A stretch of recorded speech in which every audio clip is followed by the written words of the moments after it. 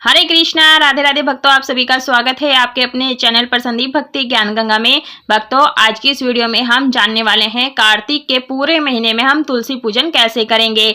तो सबसे पहले आप तुलसी मैया की जो कलावा आप बांधते हैं वो निकाल देंगे। साथ में जो चूड़ी अर्पित की है, चुनरी अर्पित की है वो हटा देंगे, क्योंकि जो पहले से उड़ाई हुई चुनरी है उसे हटा दीजिएगा। जो गमले में खरपतवार लगे हैं उसे भी साफ कर लीजिएगा अच्छी प्रकार से, क्योंकि कार्तिक महीने की शुरुआत में ही हमें माता रानी का अच्छे से श्रृंगार करना है, पूजन करना है। और इसी तरह से देखिए भक्तों, जो है कार्तिक मास में तुलसी पूजन करना बहुत महत्वपूर्ण माना जाता है। कार्तिक महीने की शुरुआत हो रही है। कार्तिक महीने में विशेष तौर पर भगवान श्री हरि विष्णु और महालक्ष्मी की पूजा अर्चना की जाती है। साथ ही इसी महीने में तुलसी पूजन भी होता है। तो देखिए, हमने अच्छी प्रकार से, देखिए अंधेरा हो रहा था, मैंने सोचा आपको क्लियर नहीं दिखाई देगा तो मैंने लाइट जला ली है ताकि आपको अच्छे से दिख पाए। यदि आपके गमले में पेंट हुआ है तो आप पेंट कर लीजिएगा और अच्छे से साफ कर लीजिएगा, नहीं तो आप गेरू से इस प्रकार से लीप सकते हैं। आप हल्दी से भी लीप करके गमले को सजा सकते हैं। तो देखिए, हमें तुलसी मैया का जो है पूजन करना है, तो अच्छी प्रकार से साफ सुथरा कर लेना है। और ये भक्तों, जो है कार्तिक के महीने में जो ये तुलसी पूजन है आप अपने बालकनी में कर सकते हैं, जो घर के बाहर दहलीज के पास रख करके भी पूजन कर सकते हैं, दाएं हाथ की साइड में, या फिर आप छत में रख करके भी पूजन कर सकते हैं। खुले स्थान पर रख करके इस पूजन को कर सकते हैं। तो देखिए, मैंने तुलसी मैया को सजा लिया है और मेरे गमले में श्यामा और रामा दोनों ही तुलसी एक साथ लगी हुई हैं, तो मुझे अलग से व्यवस्था करने की आवश्यकता नहीं है, खुद ही अपने आप ही लग गए हैं। श्रृंगार करने के बाद में हम यहाँ पर तुलसी मैया को चूड़ियाँ पहना देंगे। लाल चुनरी हो सके तो हरी चूड़ी जरूर से पहनाएं। तो मैंने यहाँ पर पहना दिया है अच्छी प्रकार से। और भक्तों, मान्यताओं के अनुसार श्री हरि विष्णु और माँ लक्ष्मी को यह महीना बेहद प्रिय है और इसलिए इस महीने की शुरुआत से ही तुलसी पूजा शुरू हो जाता है। तो देखिए, जो है भगवान विष्णु क्षीर सागर में रहते हैं, तो सुबह सुबह ब्रह्म मुहूर्त में उठ करके ठंडे ताजे जल से हमें स्नान करना चाहिए और ब्रह्म मुहूर्त में ही तुलसी का पूजन करना चाहिए। हमने गणेश जी का ध्यान करने के लिए चंदन से स्वास्तिक बना लिया है और जो तुलसी का गमला है उसे हम चंदन रोली से अच्छी प्रकार से सजा लेंगे। तो देखिए, हमें मन ही मन में जय तुलसी मैया, जय हो तुलसी मैया बोलते रहना है, ठीक है। उसके बाद जब भी हम किसी पवित्र पौधे का पूजन करते हैं, सबसे पहले हम उसे जल से सींचते हैं। आप इसमें थोड़ा सा चीनी मिला लीजिएगा, मीठा ज्यादा ना मिलाइएगा, नहीं तो कीड़े आदि लग जाते हैं, चींटी आदि लग जाती है, तो इससे हमारा पौधा खराब हो जाता है। तो हम यहाँ पर फूलों का आसन दे करके यहाँ पर जो है दीपक प्रज्वलित करेंगे। तो मैंने यहाँ पर तिली के तेल का लंबी बाती वाला दीपक जलाया है। लंबी जो बाती होती है माता महालक्ष्मी जी का प्रतीक होता है, तो आप लंबी बाती या फिर गोल बाती जला सकते हैं, जैसा भी आपको अच्छा लगे आप वैसा जला सकते हैं। आप धातु का भी दीपक ले सकते हैं और मिट्टी का भी दीपक ले सकते हैं। मिट्टी का दीपक आप 1 से 2-3 बार जला सकते हैं, उसके बाद आपको फिर से नया दीपक लेना होता है। और देखिए, हम यहाँ मैया को फिर से जो है चूड़ियाँ पहना देंगे। मैं आपको पहले ही दिखा रही थी, तो इस तरह से हमें पहनानी होती है। तो देखिए भक्तों, कार्तिक महीने में तुलसी पूजा करना विशेष तौर पर फलदायक माना जाता है। मान्यता है कि इस महीने पूरे विधि विधान से तुलसी माता की पूजा अर्चना करने से भगवान श्री हरि विष्णु के साथ साथ माता महालक्ष्मी का भी आशीर्वाद व्यक्ति को मिल सकता है। तो देखिए, हम दीपक का भी पूजन कर लेंगे और गणेश भगवान का भी हम यहाँ पर पूजन करेंगे, फूल अर्पित करेंगे इस प्रकार से, और साथ में हम दीपक का भी पूजन करते हुए चलेंगे। तो देखिए भक्तों, इसलिए कार्तिक के महीने में हर रोज सुबह के समय तुलसी महारानी को जल जरूर चढ़ाएं।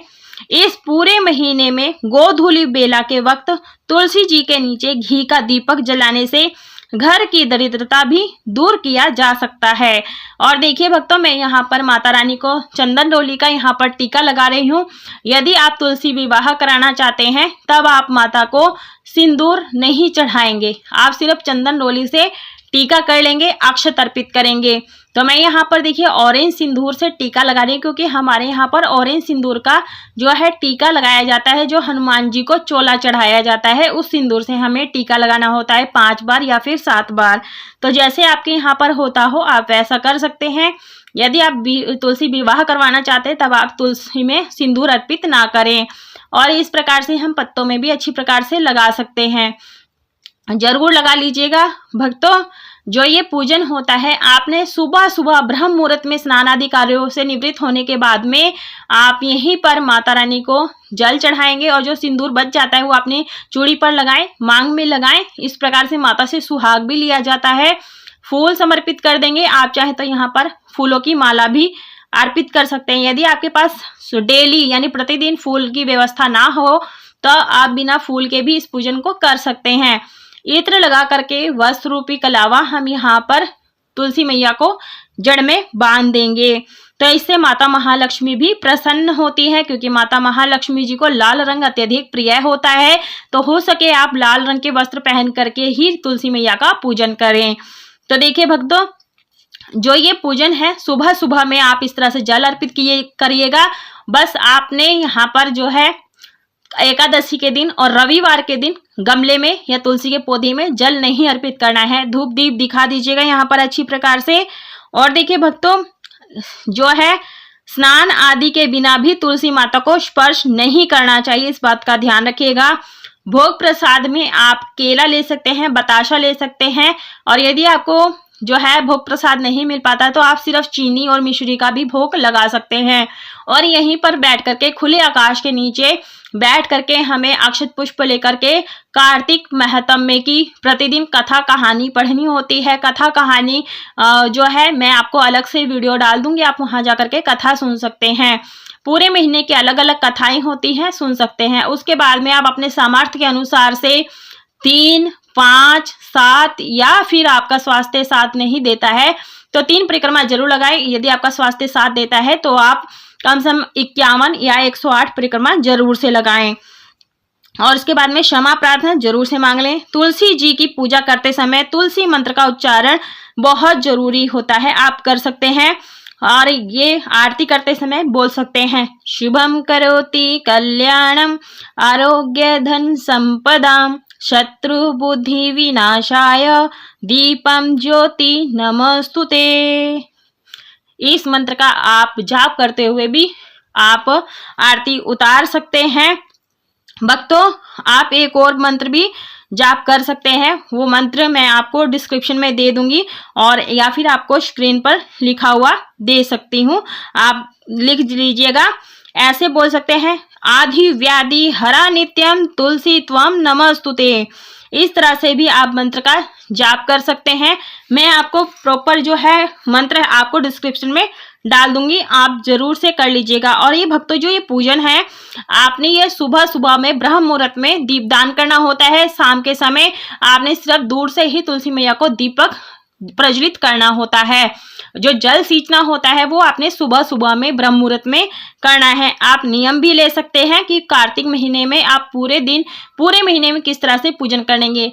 तो ये देखिए, अश्विन मास की पूर्णिमा तिथि से कार्तिक जो स्नान शुरू हो जाता है और कार्तिक जो है पूर्णिमा के दिन ही कार्तिक स्नान समाप्त होता है।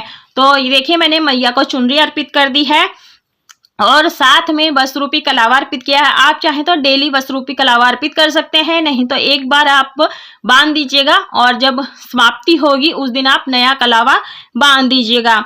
तो चलिए मैं दोबारा से बता देती हूँ मंत्र क्या है। महाप्रसाद जननी सर्व सौभाग्य वर्धनी आधि व्याधि हरा नित्यम तुलसी त्वम नमस्तुते।